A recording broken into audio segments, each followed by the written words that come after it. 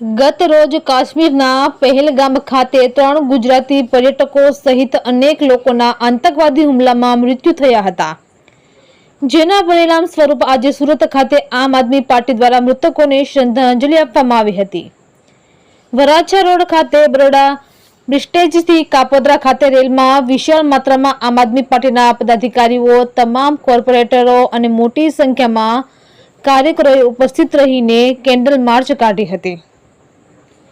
આ બાબતે આમ આદમી પાર્ટી પ્રદેશ સંગઠન મંત્રી રામભાઈ ધડુકે જણાવ્યું હતું કે પહેલગામ ખાતે આતંકવાદી હુમલાનો ભોગ બનેલ સૌને અમે શ્રદ્ધાંજલિ પાઠવીએ છીએ અને તેમના પરિવારજનોને આમ આદમી પાર્ટી સાંત્વના પાઠવે છે।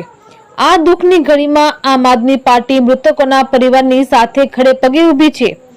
આવા આતંકી કૃત્યો કરનાર કોઈ પણ હોય તેને પકડી કડકમાં કડક પગલાં લેવામાં આવે તેવી આમ આદમી પાર્ટીની માંગ છે। આ મુદ્દે વિપક્ષ નેતા પાયલ સાકરીએ પોતાની ઉગ્ર પ્રતિક્રિયા આપતા જણાવ્યું હતું કે આતંકવાદીઓનો કોઈ ધર્મ નથી હોતો। ભારતમાં ઘૂસીને આપણા નાગરિકોના જીવ લેનાર કોઈને પણ છોડવા ન જોઈએ।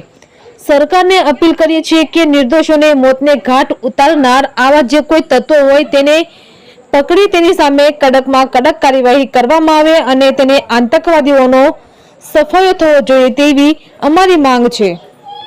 આપ સુરત લોકસભા પ્રભારી રજનીકાંત વાઘાણીએ પણ પોતાના એક વિડીયોના માધ્યમથી જણાવ્યું હતું કે આતંકવાદનો સફાયો કરવામાં અને સરકારની સાથે છીએ। આવા કૃત્યો કરનાર સામે સરકાર જે કોઈ આકરા પગલાં લેશે તેને અમે સમર્થન આપીશું।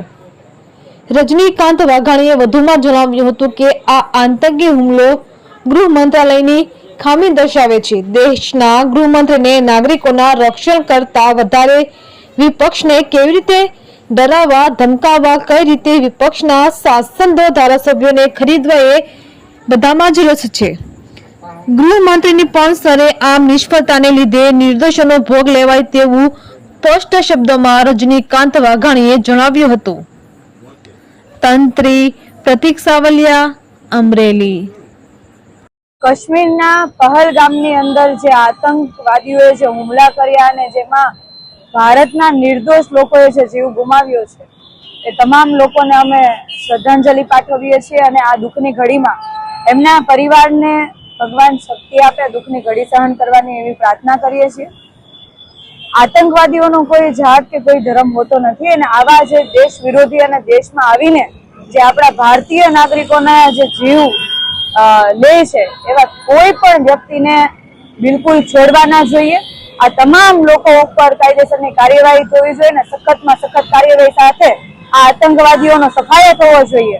અમે ભારત સરકારને, કેન્દ્ર સરકારને એટલી વિનંતી કરીએ છીએ કે આ આતંકવાદીઓનો સફાયો ઝડપથી કરવામાં આવે ને એના માટે જે કાંઈ નિર્ણય લેવા છે એના માટે અમારું તમામ પ્રકારનું સમર્થન છે, સાથે છીએ। જય હિન્દ, જય ભારત। જમ્મુ કાશ્મીરની અંદર પહેલગામમાં આતંકીઓ દ્વારા ફરી એકવાર એક ક્રૂર હુમલો કરવામાં, આતંકવાદી કૃત્ય કરવામાં આવ્યું અને નિર્દોષ પ્રવાસીઓને મોતને ઘાટ ઉતારવામાં આવ્યા।